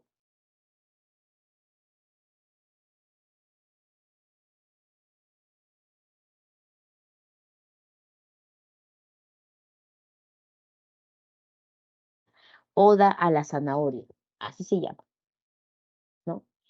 Algo muy importante en Neruda,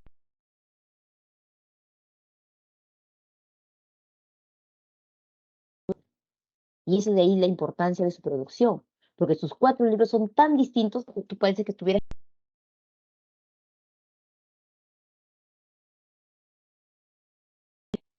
O sea, son etapas que vive el ser humano, etapas que van a ser marcadas y que no se pueden repetir.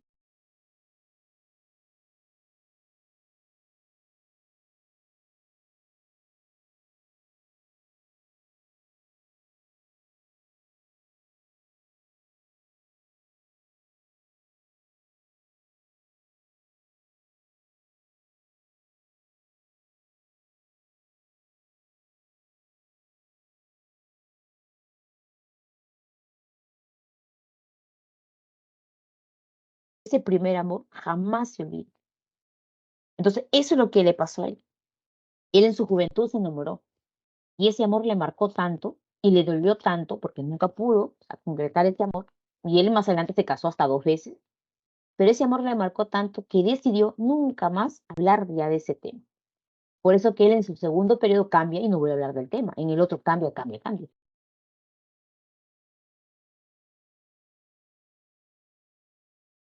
¿No? Porque su producción cambia completamente. O sea, no tiene nada que ver 20 poemas de amor con Oda a la cebolla, Oda a la zanahoria. O sea, poesía reflexiva, ¿no? O Residencia en la Tierra, hablar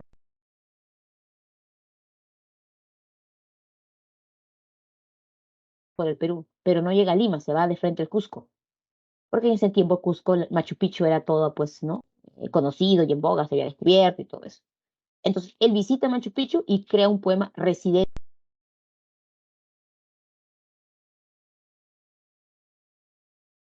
con cambios rotundos. Y ahí es su importancia, ¿ya? Ahora vamos a ver, jóvenes, este primer periodo.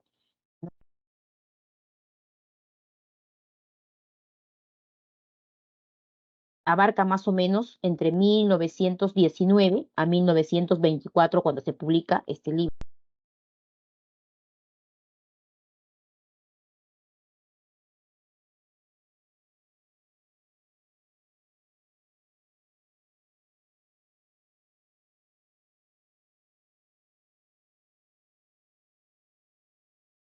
También poca de la vanguardia. ¿Y de la vanguardia qué tiene?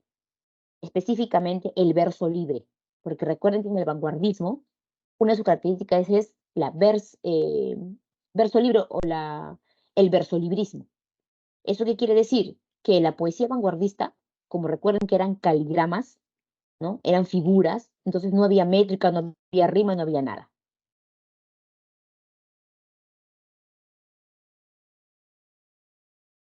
Inicios del siglo XX. Entonces su poesía está marcada también por ello. O sea, hay versolibrismo. Esa es la influencia de la vanguardia.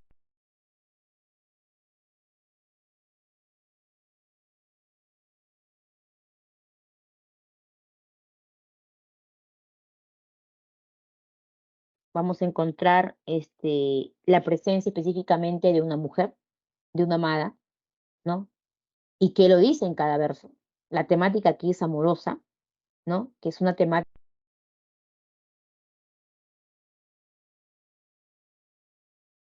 18. No, es un romanticismo, porque en el siglo XVIII el romanticismo aparece, el hombre se da cuenta que puede expresar sentimientos. Aquí ya conoces el amor, estás en el siglo XX, pero eso, por eso es un nuevo romanticismo, cargado de la belleza completa de la mujer, como punto también de inspiración. Por eso es uno de sus libros de temática amorosa más importante de la poesía de habla castellana, ¿no? Cómo Neruda se comunica con la amada. Así la amada no le responda, él se va a comunicar con la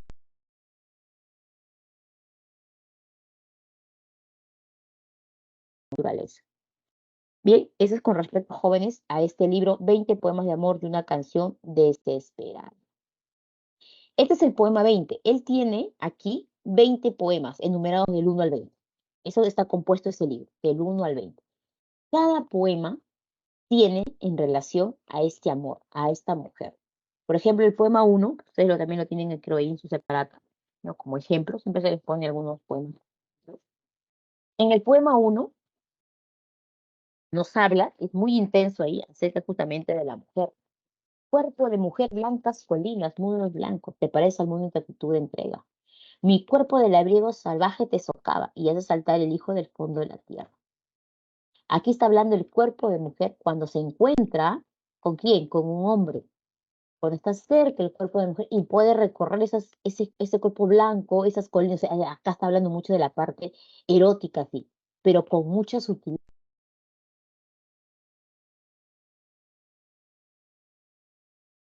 de entrega, hasta el fondo de la tierra, dice, ¿no? O sea, ¿hasta dónde puede llegar esa pasión, ese sentimiento, ¿no? Pero cae la hora de la venganza en el tercer verso, en el tercer estrofa, y te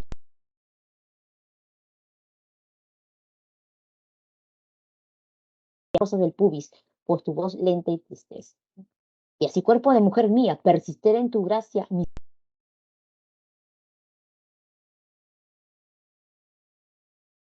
es un romanticismo marcado en la presencia de la mujer. Ese es el poema 1. Pero miren cómo cambia.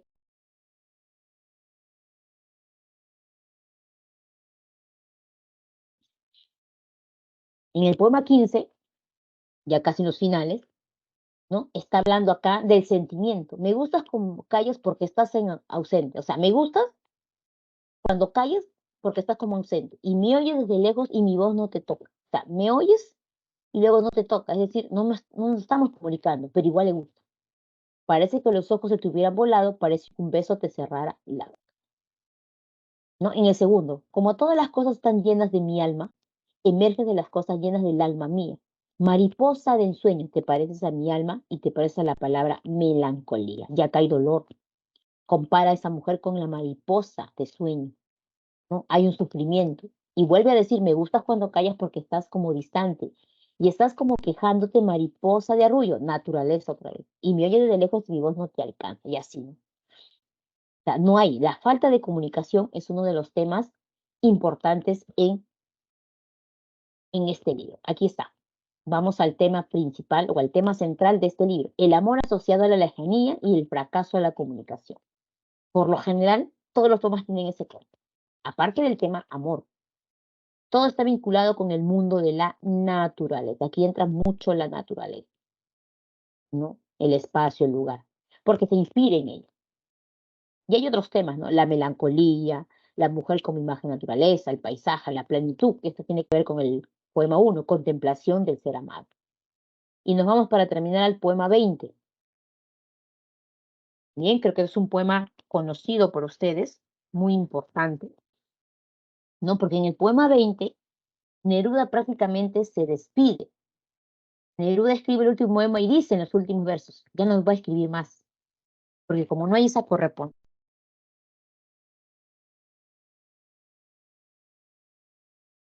y no más, ¿no? Le dedica justamente a esa mujer, esa más, y no vuelve a hablar del tema. Y nunca más, porque de ahí sus libros van a ir cambiando, ¿no? Entonces de ahí a la importancia que hay en este autor.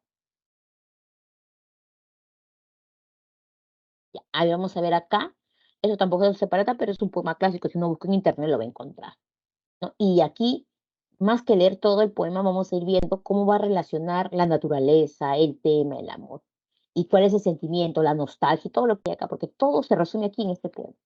Todas esas características, el tema está aquí. Dice, puedo escribir los versos más tristes esta noche.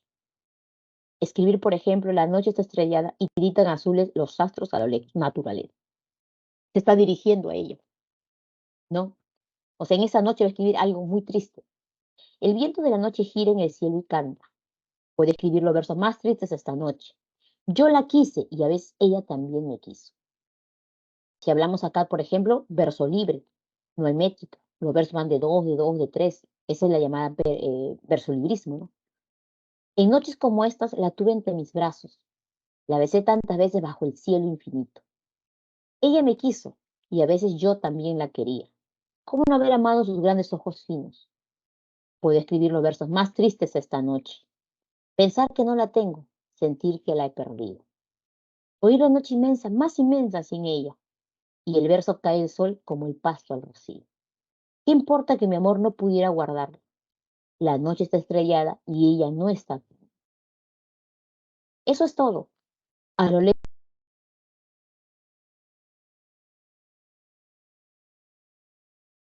hacerla mi mirada la busca. Acercarla mi mirada la busca. Mi corazón la busca.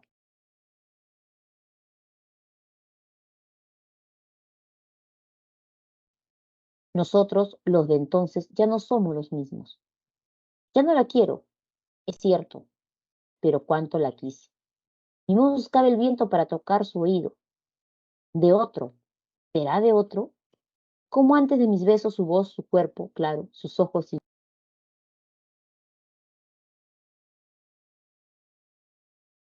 corto el amor y es tan largo el olvido. Porque en noches como esta la tuve entre mis brazos. Mi alma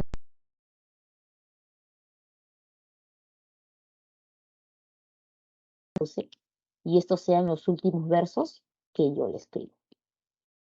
Bien, jóvenes, ese es el poema 20, ¿no? Y aquí él carga todo ese sentir de todos los poemas anteriores.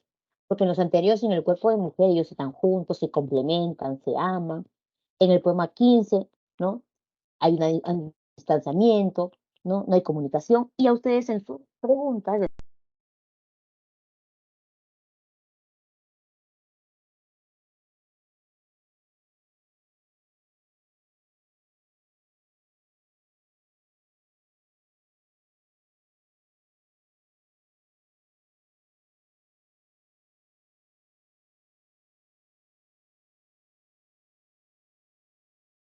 lo dice todo, ¿no? Naturaleza, tristeza, nostalgia. Siente que se amaron, pero también no están juntos. Eso le duele a él mucho, ¿no? Siente que la quiere, que no la quiere, ya no sabe, ¿no? Como dice, es tan largo el amor, pero es tan, no, perdón, es tan corto el amor que dura poco, pero es tan largo el olvido, ¿no? Y eso es lo que siempre marca, ¿no? Cuando alguien tiene que olvidar a alguien, pues, ¿no? Fácil es enamorarte, vives muy bonito, pero luego cuando tienes que olvidar es difícil. Y ahí lo dice, ¿no? Y ahí termina en el último verso. Y Neruda, jóvenes, nunca más, como les decía, vuelve a tocar este tema en ningún otro libro. No más. Habla de otros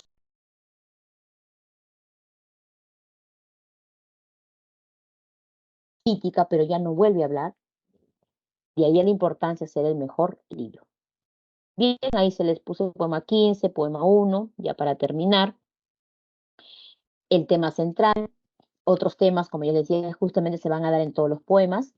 Bien, y terminamos con esta parte, ¿ya? El estilo, lo que ya mencioné, pero para que lo tengan claro. Emplea o empleo predominante del verso libre. Y eso sí es cierto, el verso libre. ¿Ya? El verso libre, ¿sí? Porque ustedes están viendo, los poemas no, en este caso ya estás hablando del vanguardismo, siglo XX, están marcadas por el contenido, por el estilo que tiene el poeta, más no la parte formal. Presencia de elementos neorrománticos, sí, la naturaleza que equivale a mujer, y ahí estamos viendo mariposa de arrullo, colinas blancas, entonces hay un acercamiento con la naturaleza y con la mujer, ¿no? En un comentario final se plantea la idea de complementariedad entre el poeta y la amada. Y es cierto, el poeta aquí se inspira, ama a esa mujer y hay un acercamiento. Eso es en todos los poemas. El cuerpo es el lugar privilegiado para establecer los vínculos del hombre con la naturaleza.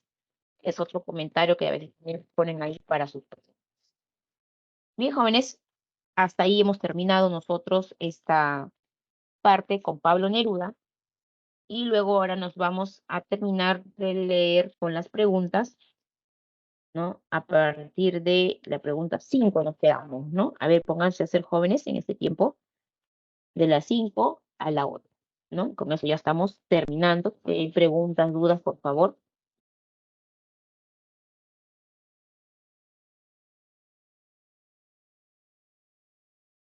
vean bien sus preguntas para que se den cuenta de las características de lo que se está pidiendo.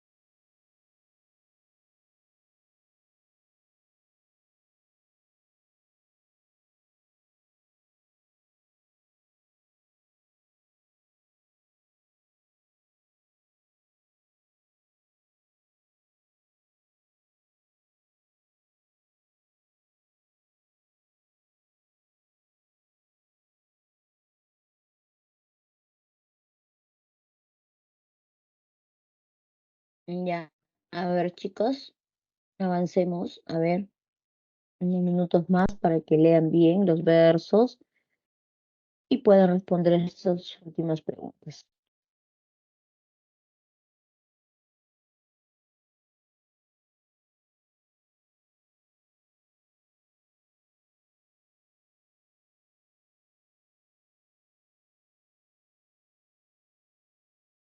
Y ahí me están dando unas respuestas. Muy bien, están respondiendo, siguen respondiendo y vamos a explicar de todas maneras para que todo quede. Muy bien, tenemos la respuesta ya de las 5, de las 6. Lo importante es que ustedes, ¿no? Practiquen aquí las preguntas.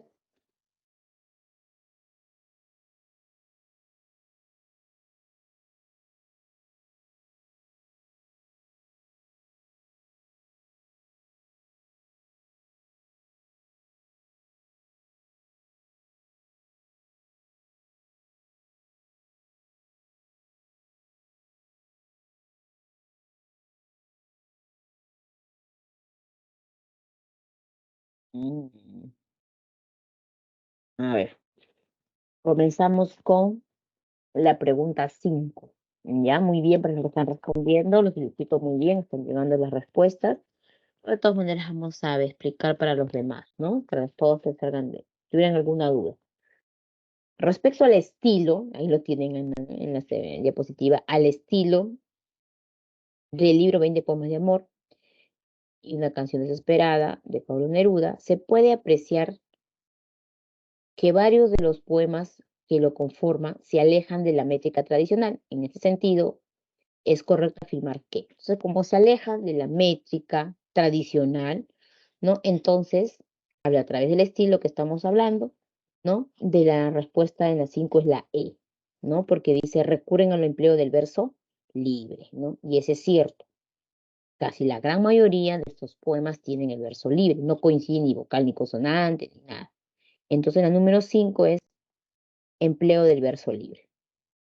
Experimentalismo verbal no hay presencia de influjo de esta forma, ¿no? La lírica y la estética. Pues la respuesta en la 5 es la E. Muy bien. En la número 6, a ver, en el número 6, tienes que leer ahí. La C. A ver, por ahí me dice la C, muy bien. En la número 6 te ponen el poema 8, 4 versos. Te dicen que a partir del incluido en poemas de amor, es correcto aseverar que el tema desarrollado consiste en, o sea, en esos 4 versos. Tienes ojos profundos donde la noche alea, frescos brazos de flor y regazo de rosa. Se parecen tus senos a los caracoles blancos. Ha venido a dormirse en tu vientre una mariposa de sombra. Bien, entonces, ¿qué te está hablando aquí? La incomunicación con la mano no está hablando de ello porque está hablando aquí de la flor, está hablando de los senos, del cuerpo de la mujer, de la mariposa, etcétera. Entonces, la B tampoco es, la respuesta es la C, la mujer vinculada con la naturaleza. La melancolía, no hay tristeza y tampoco hay distanciamiento. Entonces, la respuesta en la 6 es la C. Muy bien, la respuesta en la 6 es la C. Bien.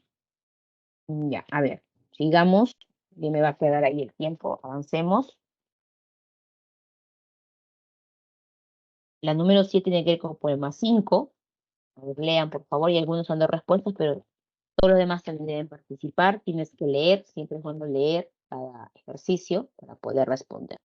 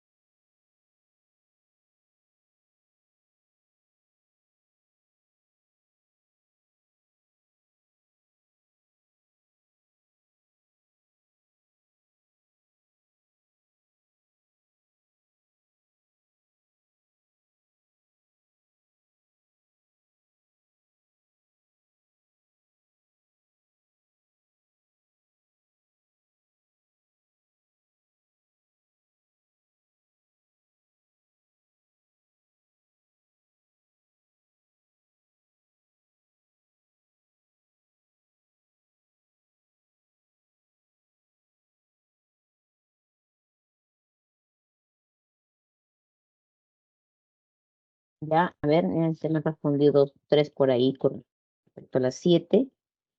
En los siguientes versos del poema 5, 20 poemas de amor y una canción desesperada, ¿qué tema abordado en el poemario se evidencia? O sea, ¿qué tema? Dice, ¿no?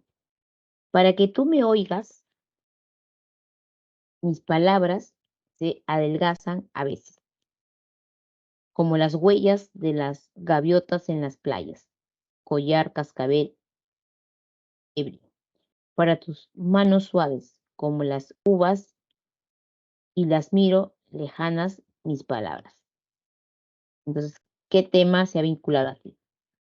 Compañeros, mediten las. Vamos a ver qué dicen los demás, solamente 2 jóvenes. Trate de participar lo máximo que pueda, para que pueda tener en cuenta. ¿Listo? A ver, entonces, tengo que darme cuenta que dice, para que tú me oigas, mis palabras se adelgazan. O sea, no hay un cambio, no, pueden ser muchos, pero tienen que adelgazarse, dice, ¿no? Para que tú me escuches, si no, no me escuchas. Y ahí sigue el verso. Entonces, la plenitud dichosa del sentimiento amoroso, hay palabras sí, pero para que además es para oír, acercarse y compara, inclusive acá hay comparaciones, acá hay símiles, varios símiles ahí, ¿no? Con la naturaleza, entonces como que se aleja.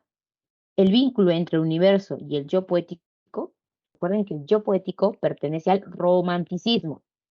El hecho que hablamos acá del neorromántico no quiere decir que tengan que ver con el yo poético, ¿sí? Entonces es otra etapa, otro momento. La C, la complementariedad como fuente de gozo. Eso de repente podría ser si estuviéramos hablando en el poema 1, ¿no?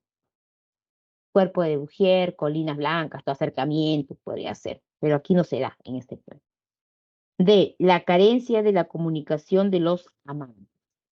Eso sí se da, como han respondido ahí 2 o 3. Ese es cierto porque aquí los amantes, ¿no? Que realmente son amantes. En este caso, ¿no? Eh, como que la mujer, ¿no?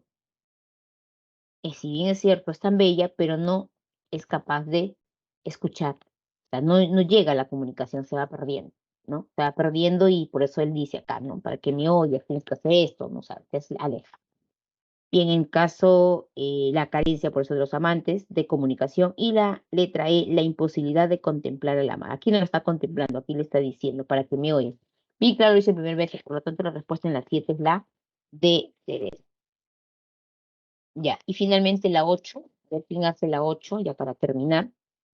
En la número 8, por ahí creo que alguien lo ha hecho, pero revise bien sus alternativas para el número 8.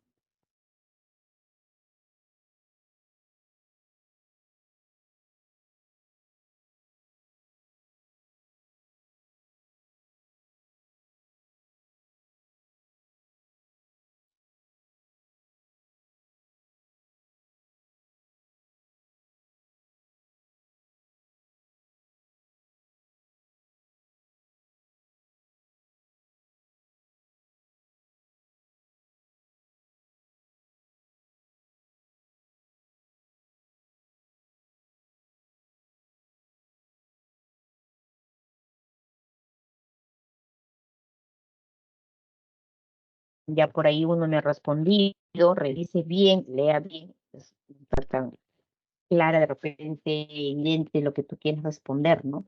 En la número 8 es el verso, el poema 16, 16, ¿ya?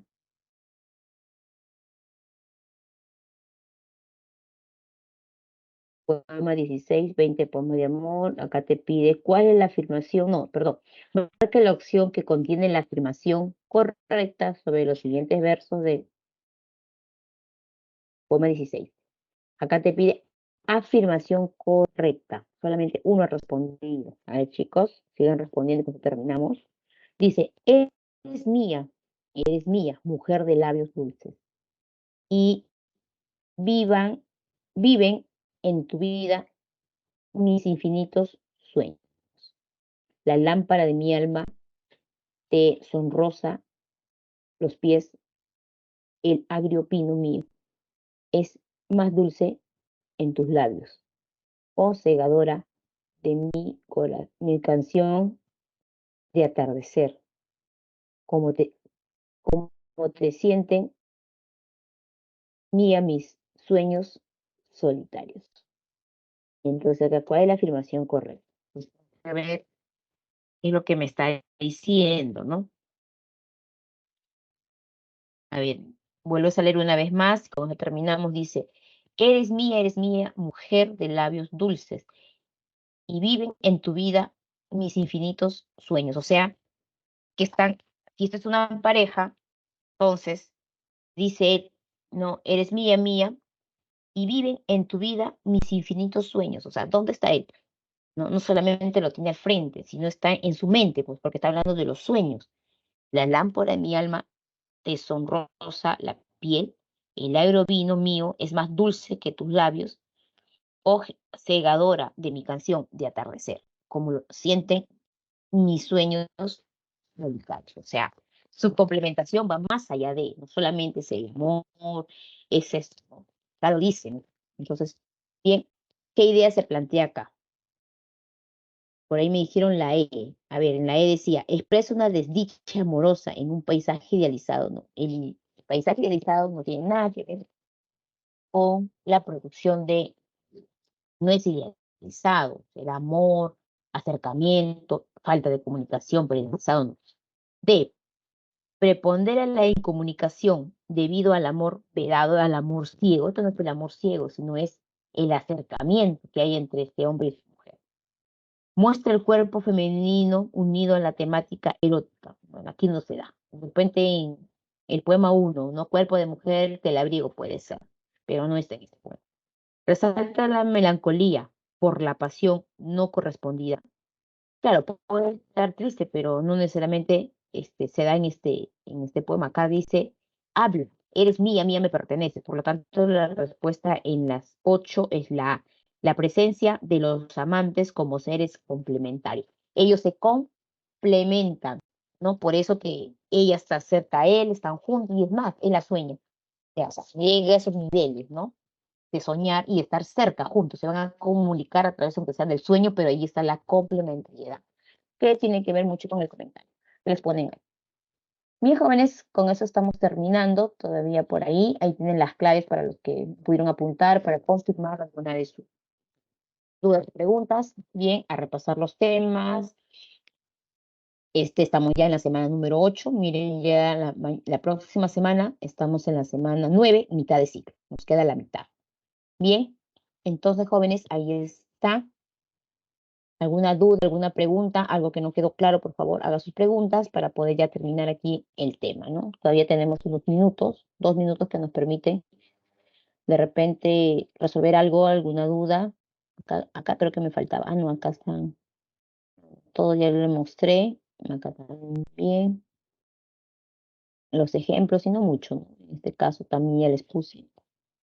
Bien, estos otros temas que te dan son temas que se van a desarrollar, ¿no? Dentro de los poemas de manera general, que hay melancolía y eso hay.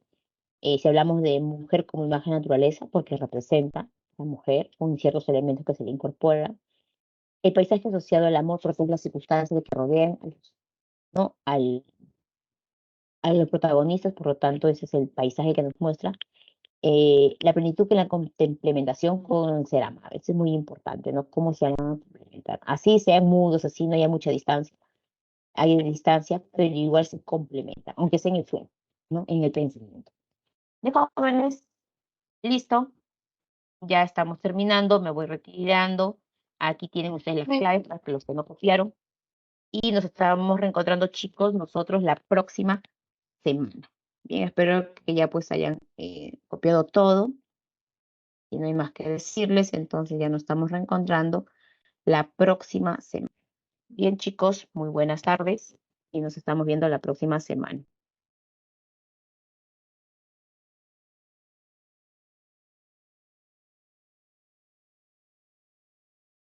Gracias, profesora. Buenas tardes.